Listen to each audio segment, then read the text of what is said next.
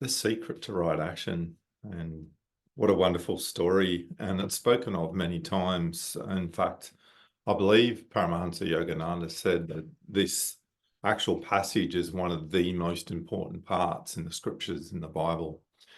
And when you think about it, and we'll sort of dissect it a little bit today, but it's the essence of our path. Our path is meditation, but also service. And if you look at what this story about Martha and Mary is about, it's about service, but also meditation or devotion. And it's kind of like a really interesting thing. And it speaks about this really, really nicely, doesn't it? It's like how many parts throughout our day do we get frustrated with outcome? Like we're constantly have a pre-perceived outcome. And then all of a sudden, when things don't align with that outcome, we feel disharmony and we feel a sense of unease within ourselves. And it's kind of interesting, if you break down the word disease, it just means disease. And we've often heard me talk about the fact that homeostasis is everything in its natural position, everything in its natural form, which is essentially the divine, the infinite. Anything outside of that requires energy, but it is a state of disease. And if we break this down and look at it, we have two parts of our consciousness. We have one that is worldly and in action with a perceived outcome. And when we do things in that way, there is often maybe a little bit of joy sometimes, depending on what we're doing. But often we come with a sense of disappointment because we've put that worldly energy and effort into something, or we've got a perceived outcome that we want to achieve. Whereas desires, absolutely. That's those desires. And then on the other part, we have the meditator who sits there and meditates and in devotion falls at the feet of the infinite, the Christ's consciousness. And that could be perceived, and we've probably all felt in some manner and way that people say meditation, oh, wow, that's a selfish act. That's very thoughtless. That's very self-absorbed. Look at all the things that are going on around you.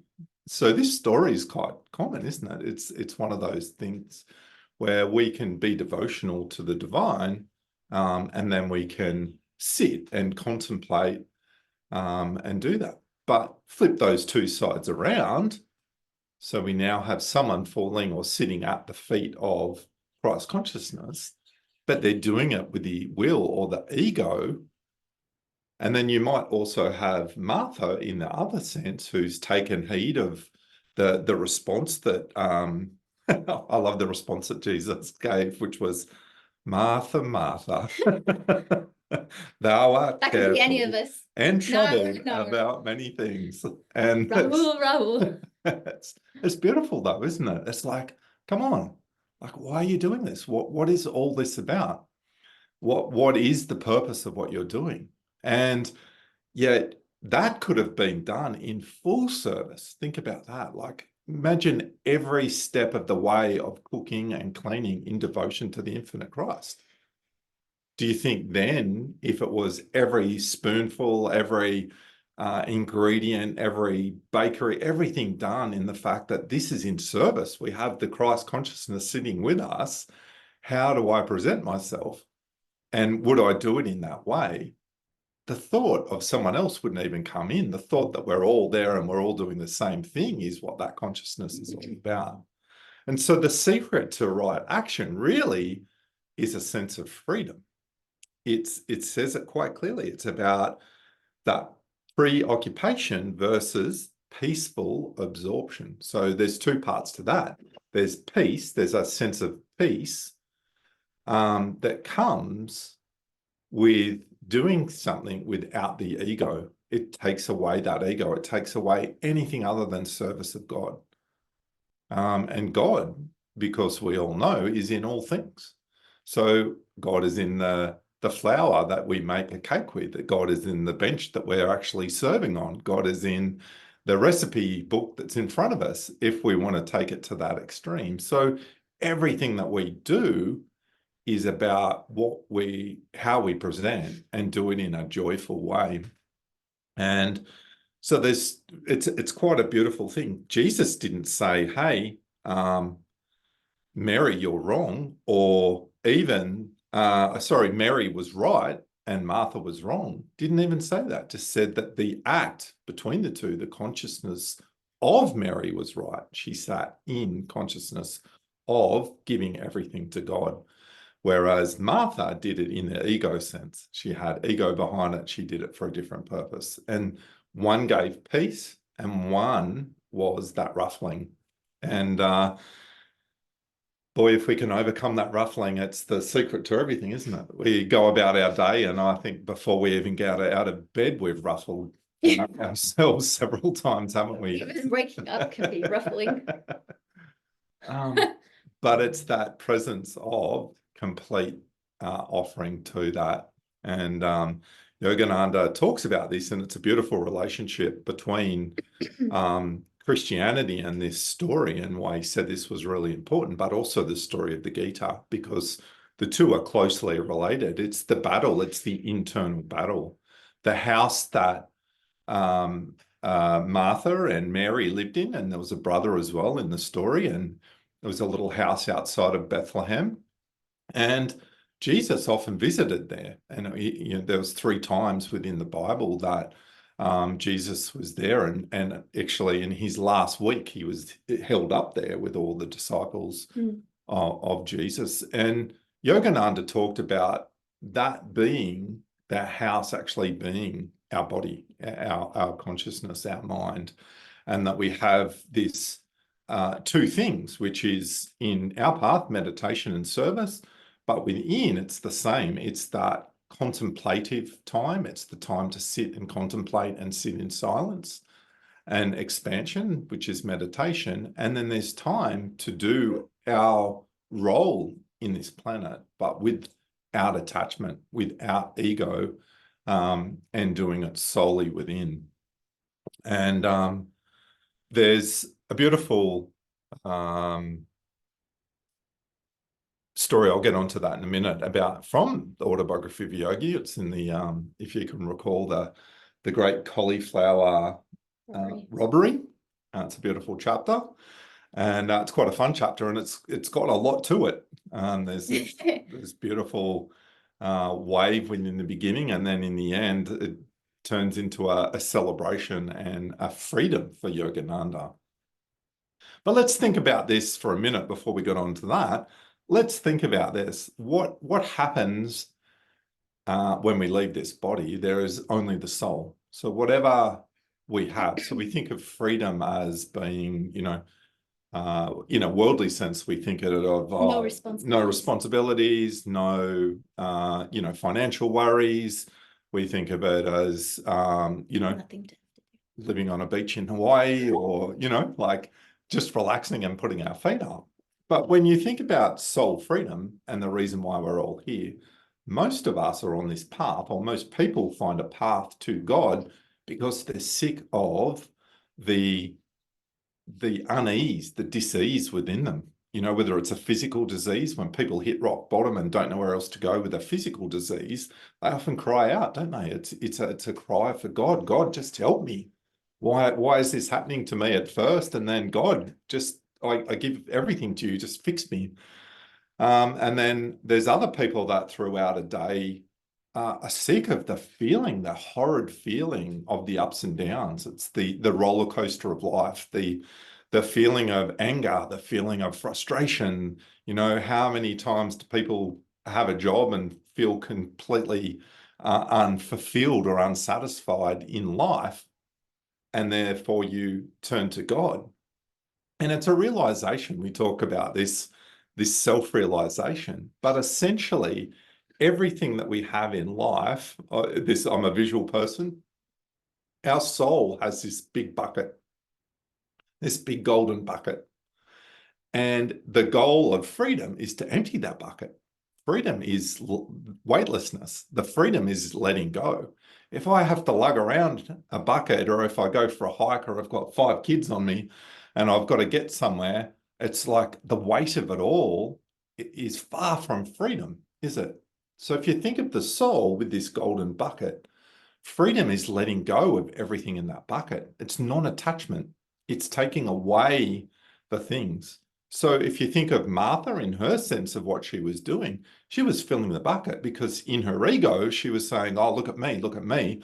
I'm making the cake. I'm baking the bread. I'm cleaning the house. I'm doing all these things. And so she's filling her bucket. And again, what was she feeling? She was feeling angst and anger and frustration. And I love the story Jyotish tells you. He said, could you imagine Yogananda sitting in your house and going up to him and saying, Yogananda, Yogananda, they're all sitting around doing nothing while I'm doing everything. Like, if you think about the story, it's quite funny, isn't it? But realistically, it's in our life, we're doing this all the time, aren't we? We're complaining about where we live, or we're thinking about where we could live, that's even better, or what else we could be doing. And don't forget, we've created this. In past incarnations, we've literally created what we have. So it's about switching off and taking things out of the bucket and saying, well, that's what I've got. Taking the ego out of it and emptying it. And that is what gives us true freedom, because when we have that, we can soar to the highest heights. There's nothing holding us down in this earth. And if we left the body, we take with us whatever we've got in that bucket. And then that brings us on to the next life. That's why we have what we have now, is that our last lifetime, we just brought with our bucket. That's what our soul brought with us. And that's what we've been given in this lifetime. So we have this choice. We have this ability to live and move within and live for God and for God alone. That's the essence of it all. And when we do everything, seeing that God is all, we are pulling out of the bucket. We're completely free and let go of the ego. And Swami Kriyananda was an absolute story of letting go of that, even to the point I was listening to Swami talk this morning, and he was talking about how when he started the village, he wasn't even attached to it. He said, I feel I have to do this, but it's only God that will allow me to do it. And he said, there were opportunities. He had to buy the property that he needed, that he thought was the right thing. And he said, okay, well, I'm going to have to put energy into that. So he worked and created money and he paid that off. And then, but at every stage, he was willing to let it go. I mean, the point, the place burnt down, there was amazing stories of the challenges All of that the he went. lawsuits. All of those challenges came in, but he also had opportunity. He was talking about this gentleman that inherited some money and came up to him and said, Swami, Ananda Village is an amazing place to live. I've inherited this money. I could, really give and live here. He said, but I'm drawn between here and India. He said, I also feel that India is where I need to be. And at the time, Swami said it was like $250,000, and that's 50 years ago. So that's quite a significant amount of money for the village. Like that, that people that had put energy in. And he said, well, that's not my money. And he said, this isn't my soul that I'm talking about. So he meditated on it in that exact way. He said, I meditated on the sense that what is going to be the best thing for the soul of this person. And in the end, the right thing for that person was to go to India. And he shared that he allowed, he didn't. He just said, I think you should go to India. I think that's, what's going to be most helpful for your soul's presence. And it's kind of an interesting story, because he said, not once did I look at, well, what could I do with $250,000, or how much better could I do with this job, or whatever it is. He just saw it as a coming and go of energy. And he saw that it was a divine offering, that the person even wanted advice from the infinite. And so he was a beautiful story in relation to moving forward and not having attachments. And he talks about it in everything he does. He said, every time I talk, every time I present, do music, every time I put something forward, I offer it in the sense that this isn't mine, this is purely God's. Whatever the outcome, as long as I'm giving my soul to this, the outcome will be what it is, because ultimately everything is God. And Kalamali and I were listening listening audiobook of Autobiography of Yogi, and we were reading the great Cauliflower Robbery. And what happens there is a sense of freedom at the end of it. So there's the story in the beginning of the Cauliflower Robbery, and the energy waves, and how Swami Sri Yukteswar could, attune to the right vibration. But then they moved on to, in the end, a celebration. And Swami Sri Yukteswar sponsored, I guess, these equinox solstice celebrations. And throughout that time, the whole of the community came together for this celebration. And everybody who turned up gave in the right way. If people couldn't afford financially to support it, the village would come together and they would clean. They would help put up decorations. Everybody in that community found their part. And it wasn't about money. It was about a celebration of God. And that's how they worked together. And the story of Yogananda actually received freedom of fatigue. And it's kind of an interesting thing, because he worked in the kitchen and he cooked and he served and he sang joyously. And we all know this story. It was basically what the Christ consciousness, or Christ, was saying during this story is, let's perform our actions in that manner. And he did that, and he did that well. And then all of a sudden, halfway through it, and apologies, I don't have the actual script, but halfway through it, he starts talking about music and how the music, the Hindu music, is so soulful, and it's a science. There's a science behind it. It's not just notes.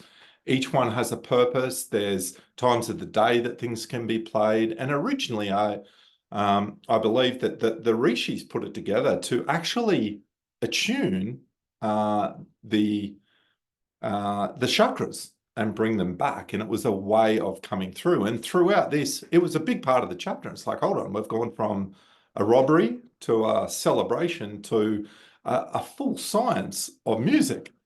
And there's one passage in there that literally said that through devotion, music and chanting and japa, you can find freedom.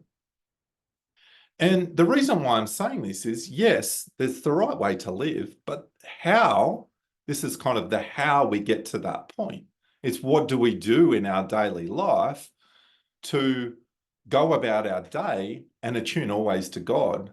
And what came to me was that this music and this japa, and spiritual music particularly, helps us always find devotion.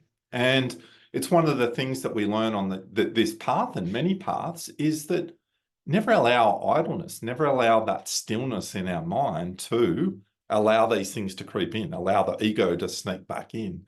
Throughout our day, we can spend lots of our time singing devotional chants, doing japa. And what is that doing?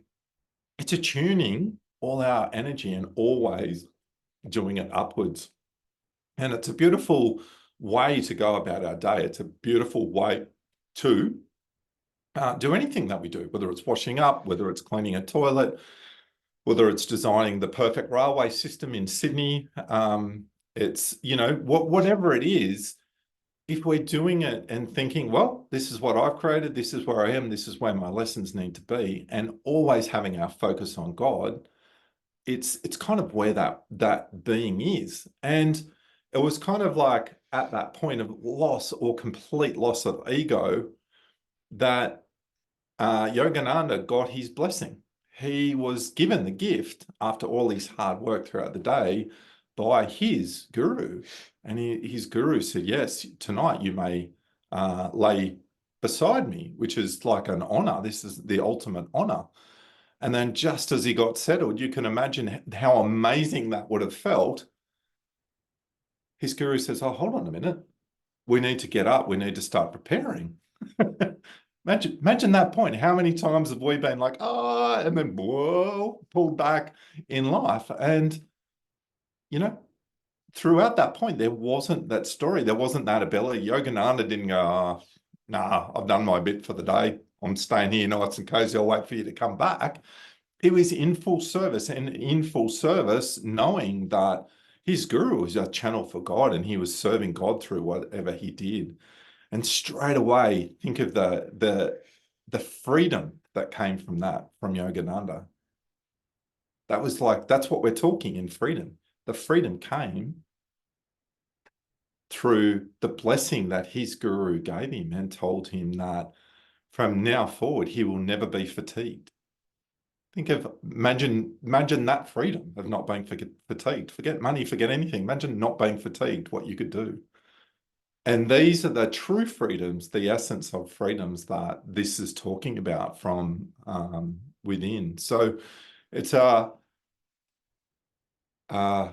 beautiful challenge maybe for this week, or, you know, in your practice or in your meditation, have a look at it and think, well, if I have a spare moment, where is my thoughts? Where am I going? If I'm driving in the car and I'm, you know, dropping the kids off and I need to be there by a certain time, am I getting frustrated? Am I get frustrated that the car in front of me is going slower than I want them to be, or creating this disharmony? Sydney traffic can do that to anyone. But where do I find that? That is the time that we can now sit and think, well, this is beautiful. This is where I'm meant to be, in gratitude. And one way to always be on that is try japa, Jai Guru, you know, Om Guru all the time. There are so many beautiful chants in our playlist. Jump on to any of the Ananda YouTube sites. There's an endless amount of playlists for music and beautiful, uplifting music. And see what happens. Listen to Autobiography of Yogi. Always have something that is bringing you to your freedom, because that's where we'll find freedom. Thank you. And happy Mother's Day. I'll keep it really brief. Just wanted to bring to mind, there's two beautiful things Swamiji has shared with us that really pertain to this week's reading. One of them is his saying, which is really easy to remember. He said, make peace your bottom line.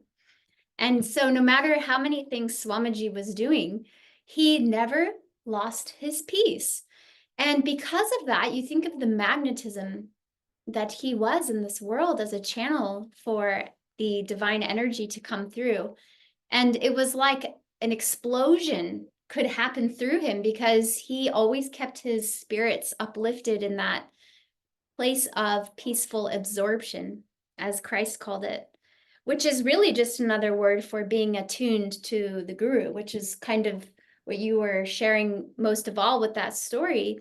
Is it's our attunement to the light, it's attunement to the divine. And it can be another way of looking at how do we bring this into our week is choosing a quality of God or a divine aspect. So you could say, I'm going to look at everything in a spirit of gratitude, or I'm going to focus on joy or kindness. But doing, you know, it can even be creativity and beauty, but just choosing something that you do with peaceful absorption. And make that, even if it's your work, but do it with peaceful absorption. And or like for me, we just have that doggy, you know, our little service dog that came into our family. And, you know, when we go out for a walk, she's just like, gets this big smile. And all it is because we're walking the neighborhood, the same route that we always do. But she's just so happy and in the moment. And so just finding something that inspires you and gives you that encouragement. Oh, I want to manifest that this week, or today I'll choose service. Tomorrow I'll choose joy. But whatever it is, kind of challenge yourself, and you can even, you know, share with each other on our group chat what you're going to do. The other thing that Swamiji said, which is really important, he said, essentially the spiritual path is dissolving the ego through service and meditation. But what they're saying here is there's a secret. And what's the secret? It's how you do it. Mm. So whether you're serving or meditating, it's that absorption that's important. It's not, here I am doing my techniques. Yes, I did it. It's the devotion. And in fact, one moment when you're in that pure consciousness of God through that devotion, that can change everything. That one moment where you do a meditation technique to the fullest with your full concentration and heart, it can, there's stories of the saints that they've become free through that. And for the Kriya practitioners, Swamiji and Yogananda shared, one Kriya that's done perfectly can be it. Like you can go be free from that one perfectly done Kriya. But what is that perfection? That is doing something with your full energy. That means every part of your will is drawing God into your being. And then full devotion. That means complete open heart with pure love for the divine. And so if we work on cultivating those two things, then we're able to, again, it's an act of true meditation is full devotion and absorption, and true service is with all of your energy being a channel for God. So your part on the spiritual path is drawing the energy. So that's what Yogananda said is done through willingness. So Martha and Mary were both willing, but then what happened was that state of mind, that presence, which one was more absorbed and attuned in the moment? Mary was demonstrating that. And that story goes on to talk about Mary using the tears falling down, streaming from her eyes from her pure devotion. It got her hair wet from how many tears fell into her hair. And she used it to, she anointed Jesus's feet, which is like using oil and then massaging his feet with the most expensive oil. And everyone was like, well, especially what's the one, Judas? Yeah, especially Judas, who apparently had a little thing about money. And he was like, Mary, you're using our expensive oil to massage Jesus. We need that for other things. But Jesus, was saying, no, it's because she's doing it in that spirit of devotion that is the most beautiful way you can spend energy. So any energy we put out, if it's done with devotion, it is the highest, but it's also the secret. So just keeping that in mind, that the key is that we do things with that spirit, the right spirit.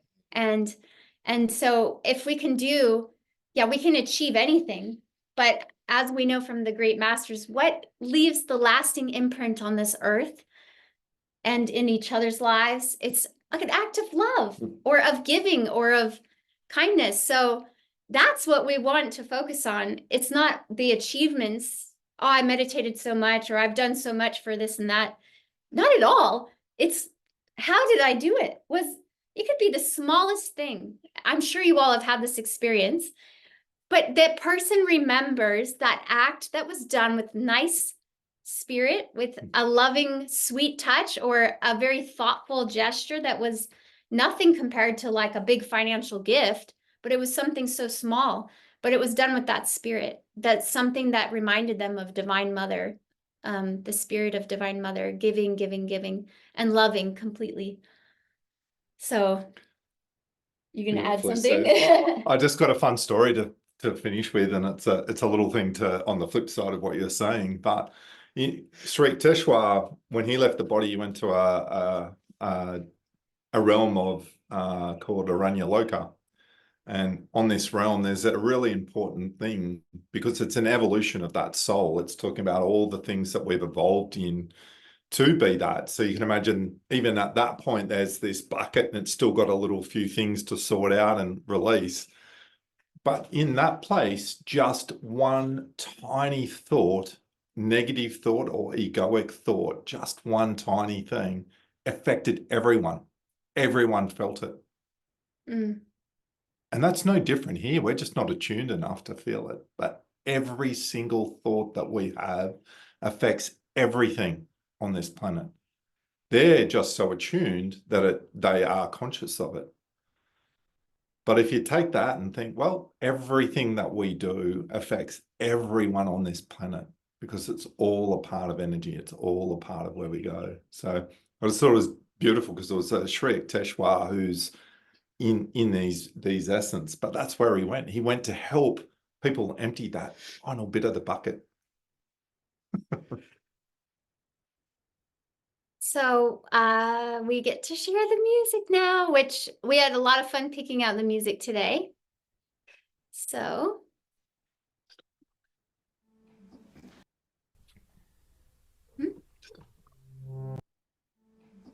yeah.